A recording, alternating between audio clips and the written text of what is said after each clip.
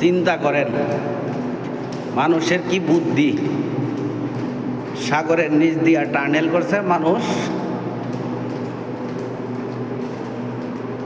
এই পার থেকে এই পারে যাওয়ার জন্য। মাঝখানে একটা ছোট নদীর মতো সাগরের নালা, এই নালার পানি নিচ দিয়ে টার্নেল করছে।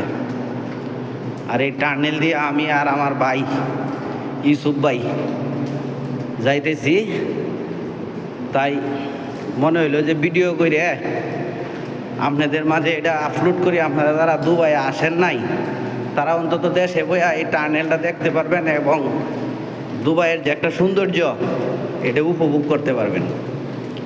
আমরা কিন্তু অলরেডি সাগরের গভীরে আস্তে আস্তে আইতাছে। এই যে টানেলের নিচে, এতক্ষণ পর্যন্ত টানেলের পারে আসছিলাম, নালার পারে ছিলাম, এখন যত নিচে যাইতাছি তাতে বোঝা যাইতেছে আমরা একবারে গভীরে চলে আইছি, একবারে তলে।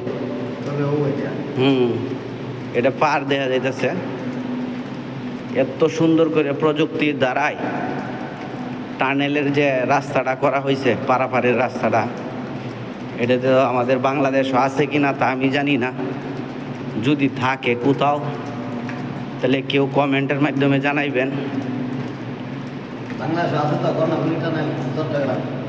কর্ণফুলী টানেল চট্টগ্রাম থাকতে পারে, ওটা খুব সম্ভবত কালুরঘাট ফিশিং ফেরিঘাটে কর্ণফুলী ওই দিকে থাকতে পারে।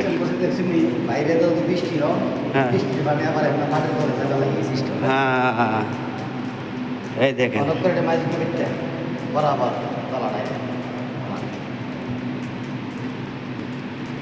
বাস দিনের মতো ফসল। লাইটিংয়ের যে কি ব্যবস্থা, এই যে দেখেন একটার পর আর একটা লাইট, অল টাইম 24 ঘন্টা লাইট জ্বলাই থাকে। কারণ ওই জায়গায় যেহেতু আর কোনো ব্যবস্থা নাই, ইলেকট্রিসিটির ব্যবস্থাটা যেটা, এটা লোডশেডিং হওয়ার কোনো কারণ নাই। আবার ওই যে একটা মাইক দেখতেছেন, যদি কোনো দুর্ঘটনা কোনো সমস্যা হয়, ঠিক আছে, এটার সিগন্যাল দেয়। লাইট কিছুক্ষণ বাদে বাদেই কিছু দূরে দূরে